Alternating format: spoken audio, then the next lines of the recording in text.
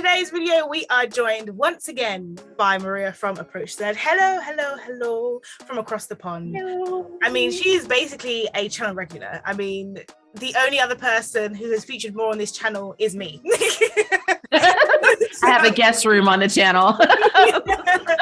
In today's video, we are discussing the film Passing. This video is making up my mixed race reaction series. So this film is a new film on Netflix, which is about two passing Black females. They identify as Black, but I think it's in the film they are mixed race because they mentioned that they're white family and things like that. And it's basically looking at their life as passing in, I believe it was the 1920s, around that sort of time in America. Cannot remember the exact dates, and how they sort of navigated life. Maria hasn't seen the film, but we're going to be sort of reacting to the elements I found interesting from a mixed perspective and things like that. So overall for the film, I was not a fan, and I seem to be in the minority.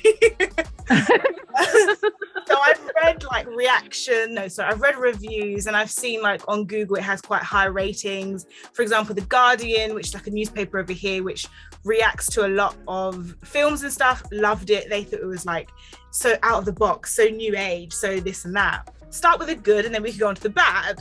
So for the good, I did really like the way the two main characters, Claire and Irene or Rini, kind of showed the different sides of passing and kind of showed the two different sort of life outcomes you could have if you were sort of more true to yourself versus trying to fit into the mold. I like that, and I liked the questions that will sort of raise, which I will get into a bit further on with Maria.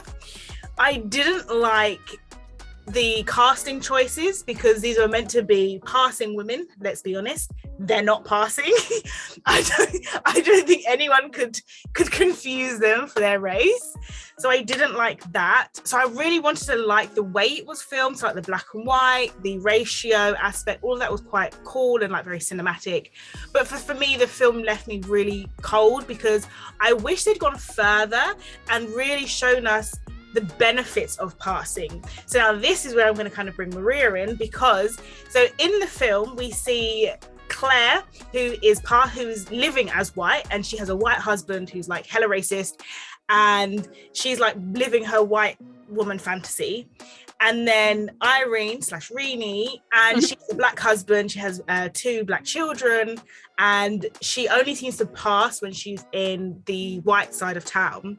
However, what we didn't see was how that actually worked in society. So for example, we didn't see where if they were to go to a shop, how Claire would have been treated as a white woman versus how Irene was treated, but as a Black woman.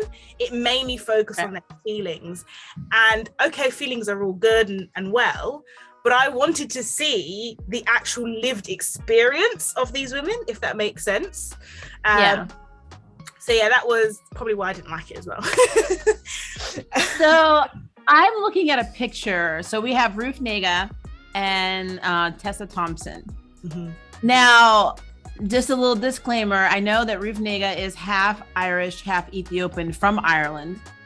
And then Tessa she's got an interesting mix. So her mother is half Mexican and half European, and her father's Afro-Panamanian. Mm-hmm. She's very dark, not for a mixed person, but just very dark to be passing for somebody who is white. And looking at this picture that they have of her, I don't see how anybody would have, especially in a racist scenario, America era, would have mistaken Tessa's character for white at all. Maybe Hispanic, but not white. No. And I'm looking at I haven't seen this now, but I'm literally looking at all of the pictures, and because it was filmed, it looks like in black and white, it's even more apparent that she doesn't look like she could pass for white. So I am very confused on how this casting choice even went down, because I don't understand that. And that was one review I did see. So the woman from Pretty Little Liars, she played Spencer. She is mixed in real life. I think it's her father who's Black. and she is white passing. I had no idea she was mixed until I read an article about her, and it mentioned her mixed heritage. I was like, whoa. So I read one review that said that someone like her should have played the role, and I 100% agree, because if you want us to buy into this fantasy, then give us someone we can buy into at the first.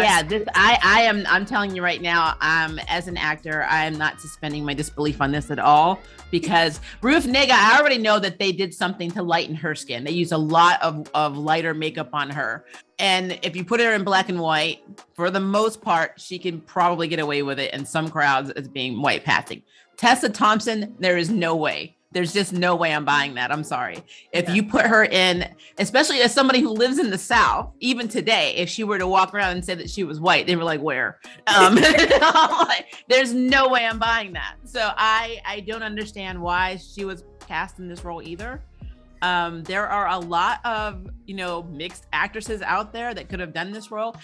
I heard the director is mixed and is white passing. So for a mixed person who is white passing to cast two women who are not passing in a movie called Passing, that makes zero sense to me. I don't understand that at all. One thing I did want us to sort of consider and look into was, one element of the film was kind of following its name, Passing, but it was more about what we pass for.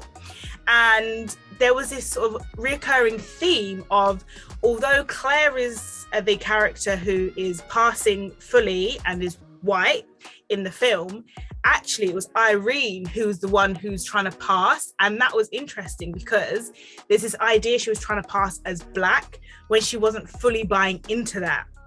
And this, I think, is very reflective in life, because her character was living what she saw as her truth as black. However, she refused to let her children discuss anything to do with race. She didn't want them to talk about any racial matters. They were had racial slurs thrown at them at school, and she was very sort of angry that her husband had kind of told them, hey, you're black kids, this is what you're going to face, this is what you need to sort of react to.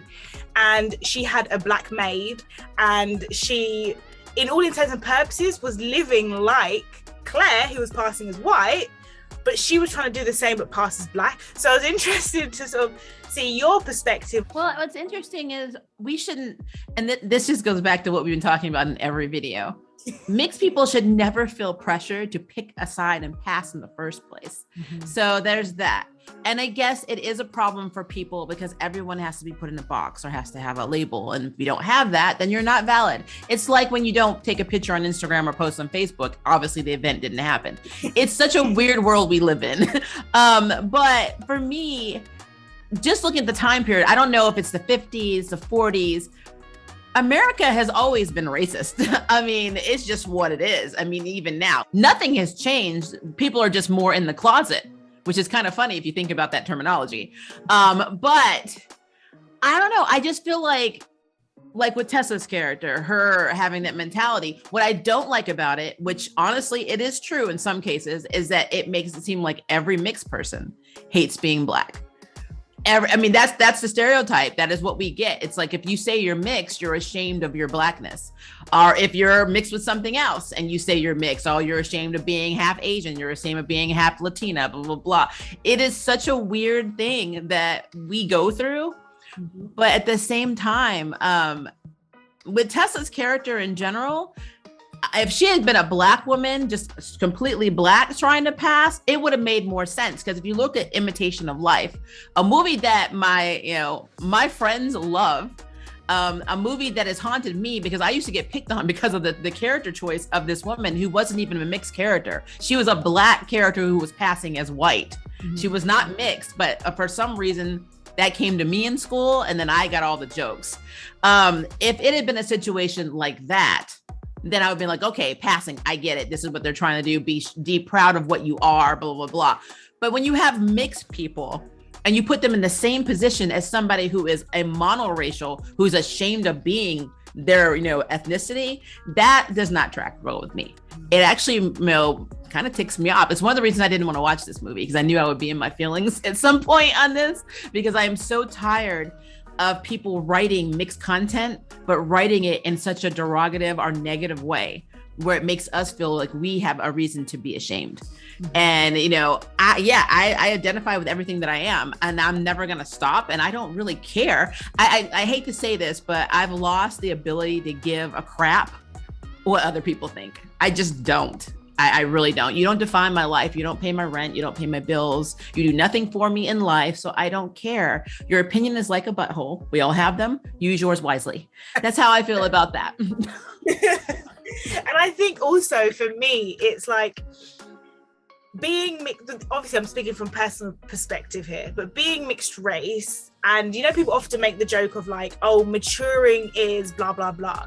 So for me, being mixed race and maturing is being bold enough and defiant enough to stand true in who you are and say, listen, I'm mixed, I don't care what you think, it is what it is, keep it moving. And watching things like this, I think that's why I didn't like this so much, because we never really got that moment where the character is truly, whether that be I decide to identify as black or identify as white, whatever you want to identify as, we never had that moment of this is who I am and I'm proud to be this person. Instead, it was very like, oh, but that grass is greener. Oh, but your grass is greener. And then it kind of left it in that sort of depressing, she's not very happy in her life. And I 100% agree with you in terms of we don't have that content where it is clear cut, it's happy, it's inspiring, it's hopeful. It's always some form of shame. You've always got like the racist grandma or like the uncle who's like KKK secretly, and it's like, why can't we just have a functioning family? One family, just one effing family that's not messed up. You know what? That doesn't live up to this like stereotype. That I want to have a family that does not make the kids pick a side, because I feel like for some reason we have a battle going on in our house that we didn't know about. And it was like, are you on mom's side or dad's side? I'm like, oh my God. Like, I didn't realize I needed to pick. Like, it is so weird. I don't get it. Yeah, passing for me, I passed. I'm just saying. I do hope that we get more films that are like this, but better like scripted and cast, because I do find it very interesting. And there's not a lot of mixed race content in terms of what it was like for mixed race people back in the day and things like that. So I do wish that we'd seen, as I've already said, more of their actual life and like how they interacted with society, because in the film they only interact with their husband, children, and their black friends. So you don't actually see a lot of interactions outside of that. I think back in that time period, we probably would never have heard about mixed people like us, because they were passing either as black or as something else. Interracial marriage was not legal. So if you were sleeping with somebody outside of your race, ethnicity, culture, national, whatever, especially in America, you could have been lynched as a minority.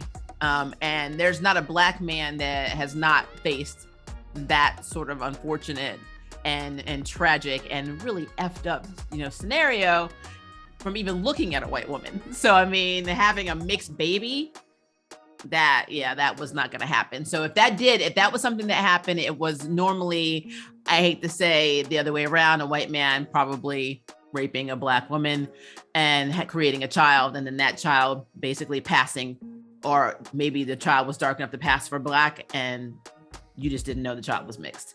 Which is why when you go back and we talk about our DNA, we do our 23andMe, you see so many people of African descent have European descent. It's because of that. That's truth. That's 100% truth. So for us, it's difficult, because when you have, especially in the States, when you have that type of trauma within a community, especially in the black community, and then you have people fast forward 100 years, 50 years, 40 years, whatever, saying I'm mixed, it's hard for them to accept that. It's taboo, and it's hard for them to say, hey, why? Like Dr. Umar Johnson that we had a video on. We did a video on it, guys. That's on my channel. Check it out. He's completely against interracial marriage, mostly because of the trauma that he sees still happening, even though it's not still happening. Interracial marriages and love who you love and all that now, that stuff is real. It was real, I think, even back then. I don't think every union was forced. Agreed. But because it's overshadowed by trauma, that's all people see. So we are actually the side effect of a very messed up situation in the States that's actually carrying on, basically social opinion globally. I mean, people think globally now that if you're mixed Black, if you're mixed with this, you're Asian, if you're mixed, you were always the POC dominant. You were never going to be, they're never going to look at you as half and half or part this and part that, because they can't, because by doing that, then you're admitting that you're okay with it. Mm-hmm. And it's trauma. So it's a long road us mixed people face and have, and unfortunately it leads to lots of wonderful things like imposter syndrome, and a video that we're going to be talking about in my video, which is very messed up, and pretty much sets us back generations. So make sure you go over to my channel to check that out. But that does kind of bring me nicely to the end. Do go over to Maria's channel, check out her channel, hit the like, hit the share, hit the subscribe, watch her videos, join her streams, do all of that good stuff. Do the same here as well. Hit my like, hit my share, hit my subscribe. Put some love in the comments. As always, firstly, thank you, Maria, for being on the channel. Always. I live here. She does, rent free. Okay, so as always, have a blessed day. And until next time, Saudi Tuk Konka, Zai Jien. Goodbye, everyone.